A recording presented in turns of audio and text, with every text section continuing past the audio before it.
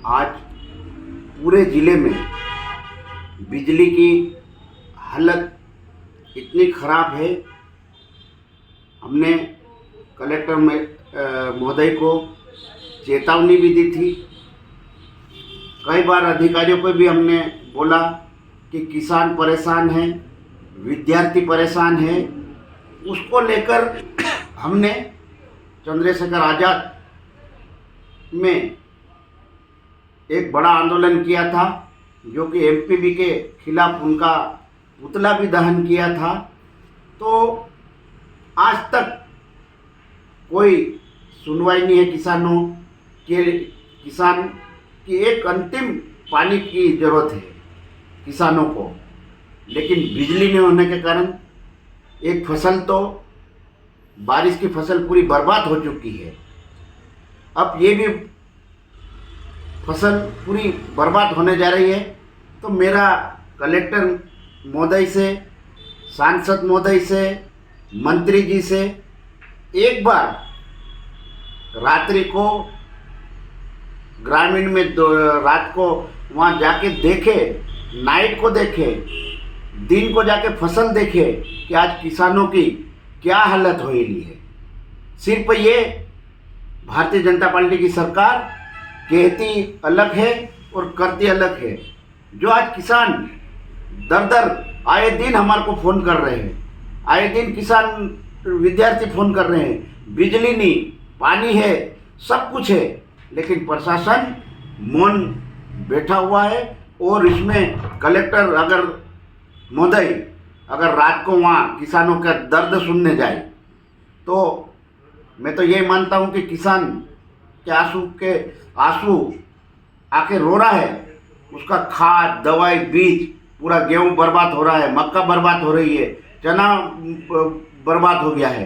तो मंत्री जी कहते हम विकास पुरुष है, फलाना विकास से हो रहा है।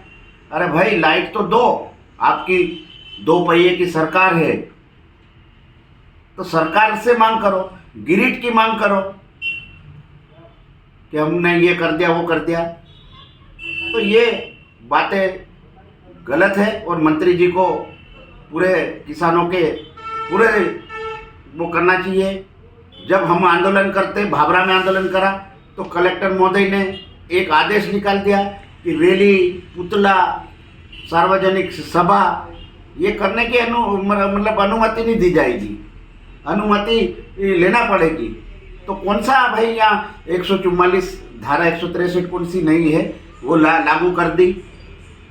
तो हम क्या आंदोलन नहीं करेंगे किसानों के लिए?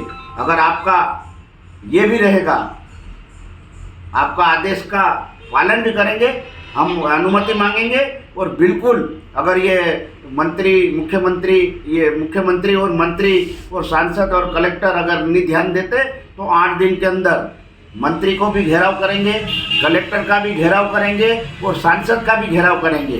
क्योंकि आज किसान और विद्यार्थी की अब परीक्षा चालू हो गई और 163 कौन सी धारा लगा दी, 144 या 163, उसको भी हम भले हमारे को परमिशन नहीं देंगे तो मुख्यमंत्री का पुतला लेकर जाएंगे और वहाँ पर कलेक्टर को धरने के सामने उसको किया जाएगा तो जागेंगे। तो ये जब तक बिजली नहीं आएगी, अगर नहीं करेंगे तो बड़ा आंदोलन रहेगा। जैसे जा था D4, ये नया कॉन्सेप्ट क्या है? D3 एक हमारा आदिवासी समाज में डीजे, दारू और देजा का बहुत अच्छा प्रोफेशन मिल रहा है। कई जगह लागू भी हो चुके हैं, कई जगह दारू भी बंद हो चुकी है, डीजे भी एक पे आ गया, दहेज भी हमारे बहुत कुछ हुआ, उससे बहुत फ़ायदा हो रहा है। लेकिन मैं एक D4 दारू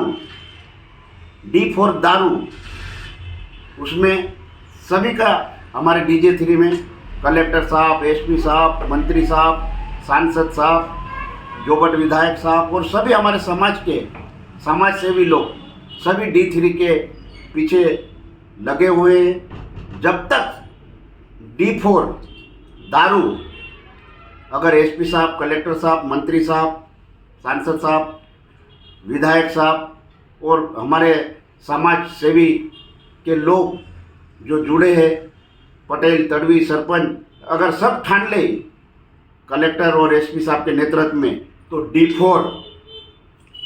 D4 दारू ऑटोमेटिक बंद हो जाए। क्योंकि D4 दारू कहाँ से आता है? सभी दूर से आते हैं। डी का मतलब आप समझ जाओ, इशारों में समझ जाओ। जिसरो D4 दारू अगर बंद हो गया, झाबुआ, धार जिले से अगर D4 दारू बंद हो गया, ऑटोमेटिक बंद हो जाएगा।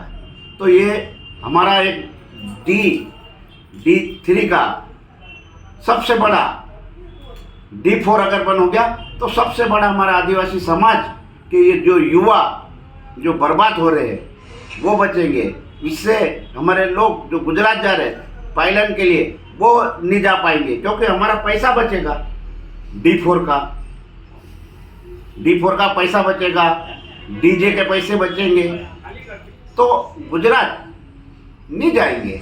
मांग करता हूँ कलेक्टर साहब, एसपी साहब से, मंत्री साहब से और हमारे जो सामाजिक संगठन के लोगों से, ये D4 पे भी पूरे हर थानों पे बैठक बुलाए जाए और जो भी सूचना देगा D4 की, उसको महेश पटेल की ओर से इनाम भी दिया जाएगा। जो D4 दारू अगर बंद किया जाएगा और जो पकड़ के लाएगा उसको भी इनाम दिया जाएगा, जो भी उचित मतलब हमारे ऊपर रहेगा और हमारा समाज सुधार होएगा।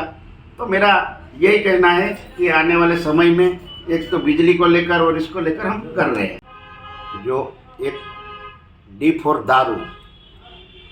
दारू अगर डोबलाजिरी दारू बंद हो जाएगा, एसपी कलेक्टर महोदय, तो हमारे D4 में सब डीजे दारू सब बंद हो जाएगी। क्योंकि हमारे युवा एक बर्बाद हो रहे हैं।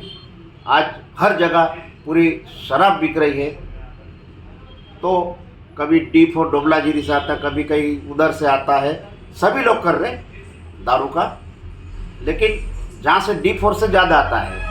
तो मेरा ये कहना है कि मंत्री जी और एसपी साहब से और कलेक्टर साहब से कि D4 को सबसे पहले बंद करो, तो दूसरे ऑटोमेटिक सब बंद हो जाएंगे।